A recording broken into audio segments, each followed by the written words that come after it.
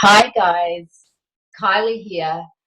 I'm just going to take a few minutes now and go through the steps to get your weekly report up and running. So the first thing to do is to get onto the Mixi-Link portal. So log yourself in and go over onto the left side and you'll see the Documents tab. Lots and lots of documents there. I often use the search function to narrow things down. And of course, it's going to be called the consultant report. Let me see, weekly. Sometimes you've got to try a few times here. Here we go. It's called the consultant weekly summary. Fantastic. Okay, so open that one up. And as you'll see, it's asking to open with Microsoft Excel.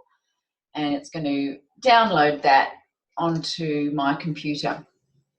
So start by, sorry, I'm just going to turn this off so we don't keep getting those little bips. Start by enabling editing up the top here so that it's now going to be something that you can write into. And the next thing to do is to get yourself all the way down to January. Doesn't really matter what month it is now. Start yourself over there in January. And you're going to fill in a couple of things here. The first thing you're going to fill in is your name right up there where it says name. So I'll just pretend this is going to be mine. You're going to fill in your name and your consultant number and your group leader. I'm just putting myself as a group leader. Now, if, of course, it might help to spell that. Here we go. Now, if this is the first time you've ever filled it in, that's as much as you need to do in January. However, if this is the beginning of a new year, you'll actually put in here cumulative dates to the 31st of December and just say, I'm a 1-year-old consultant. I might put in there, let's say it could be 50. How many sales I did previous year. So you'll have that information from your old report. Otherwise, obviously, if you're a new consultant, you're not going to put anything there. Now, this is a next really important step. Go up here to where it says File, Save As, and you're going to save this onto your computer. So you choose where you want to save this. I've got a folder that's actually called Documents Thermomix Reports. You may have a folder that's just called Thermomix. Now, we don't want to call this Copy of Cons Weekly Summary, Master Protected. What we want to do is get rid of the Copy of Cons, or sometimes it just says Cons. And you're going to put your name in there.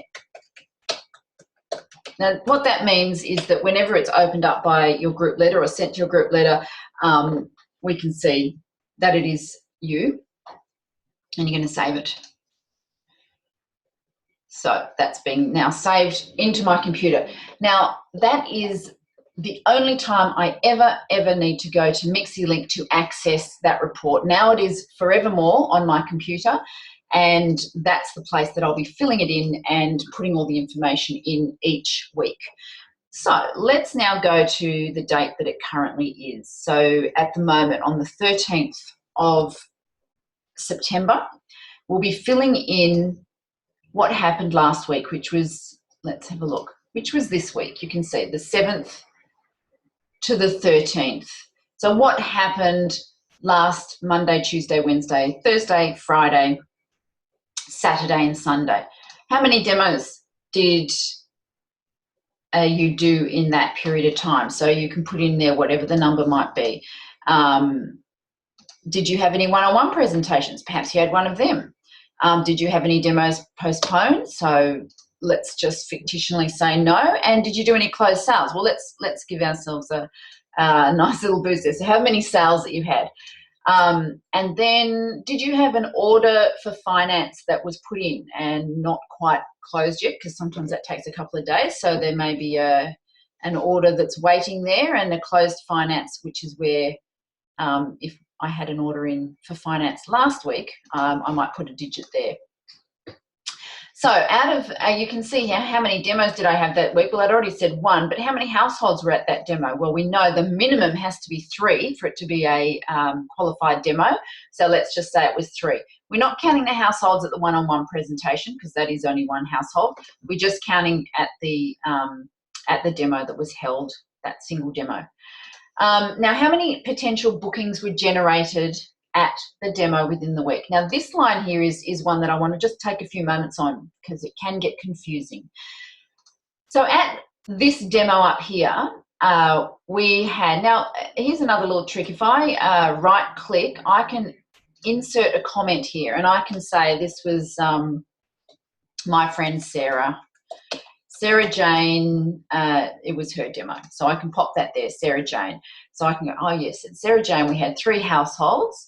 And one of her friends actually did book a demo. So she didn't necessarily have to put it in the diary, but she said, yes, she was interested. So I'm going to put a 1 there. Now, what about any other bookings that I've taken through the week that were not from that demo, but from anywhere else? So let's say I've taken another booking from a friend of mine who rang up.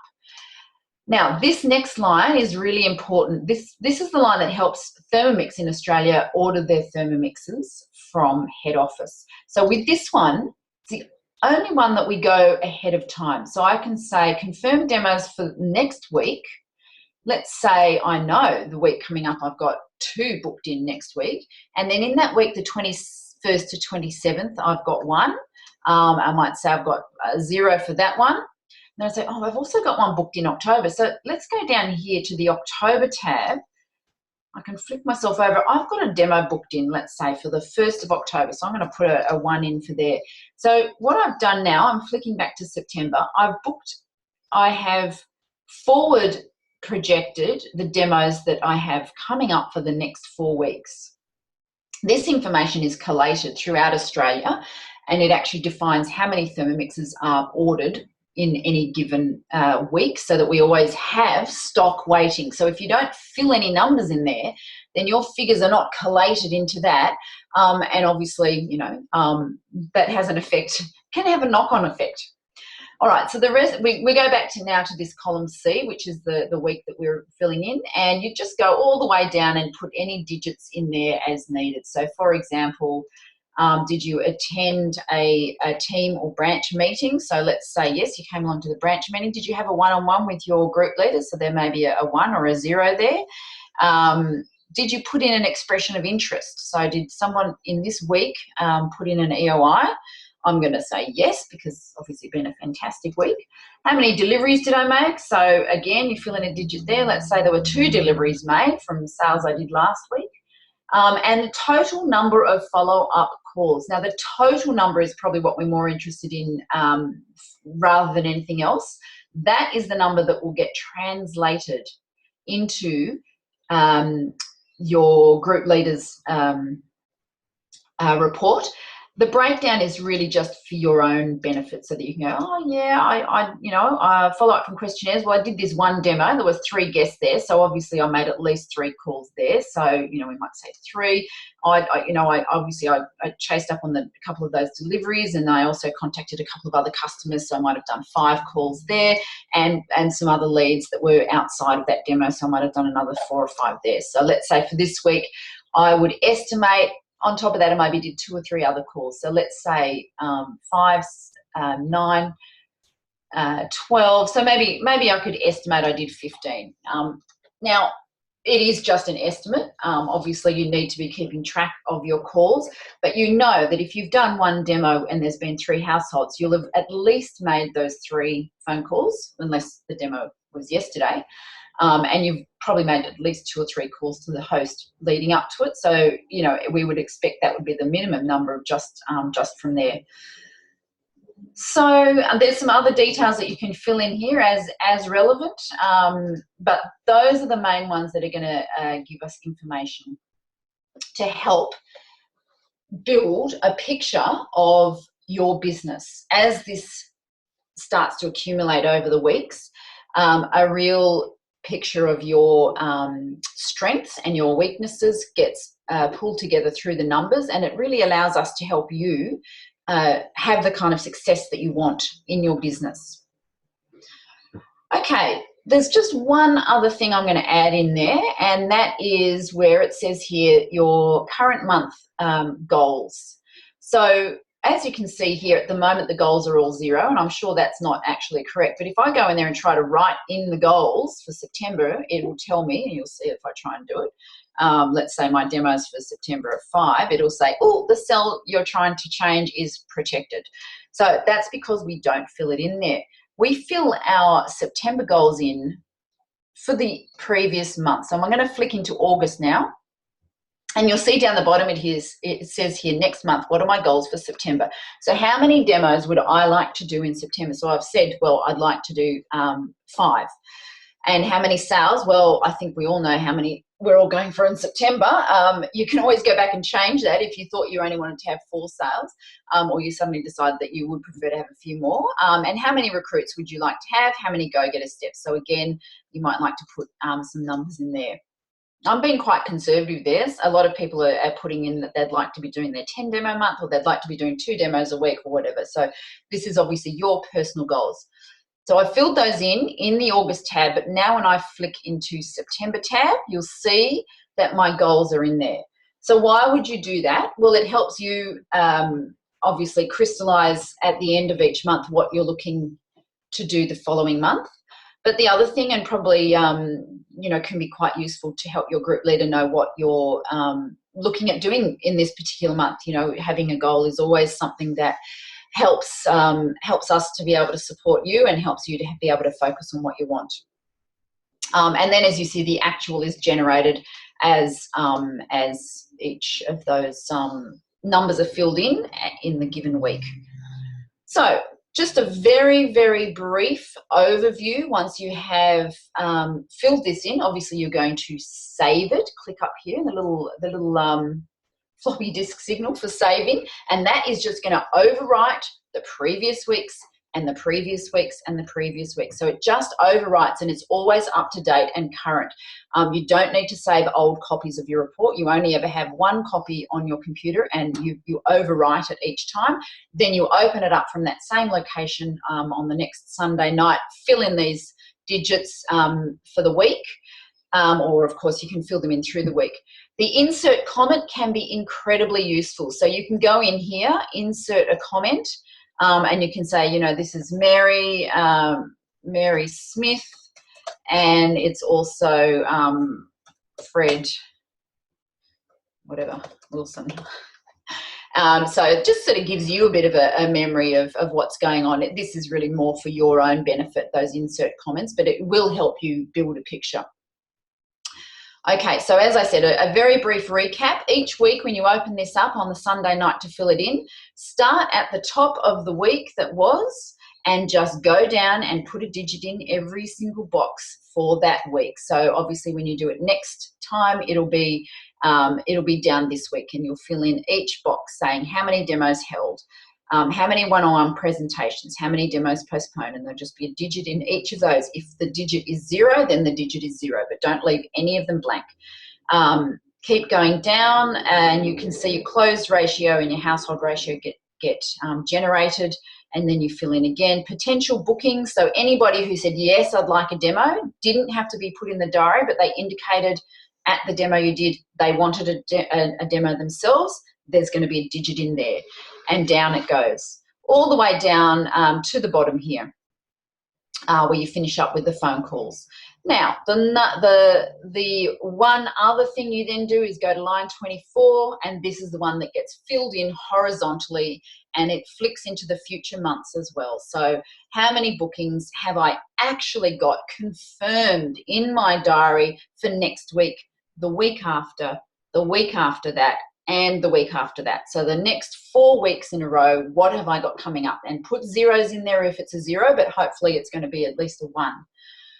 So that is my bit of an update on filling in your report. If you have any questions, please come to your group leader with those, but take a few moments playing around with it yourself, and you'll generally find it comes together quite easily after you've had a bit of a play around. There are some other tabs down the bottom which I'd like you to look at. My customer journey, this was the one that it opened up on, I think. And of course, you may have your own database for collecting customer details, but this is a pretty comprehensive one if you want to use this. So you obviously put their name, their contact, etc., all the way down there. You can even fill in things like, you know, what's the what sort of delivery they had and all the follow-up calls you've made. Then your leads. Now this is with if any leads are passed on to you by your group leader, and that generally happens if you're active in your business and out of your 60 days. You need to keep all the information from a lead that's been given to you from your group leader filled in, and as it goes through between your follow-up number one, if you've booked a demo, obviously if they've purchased, you just keep that updated each week too.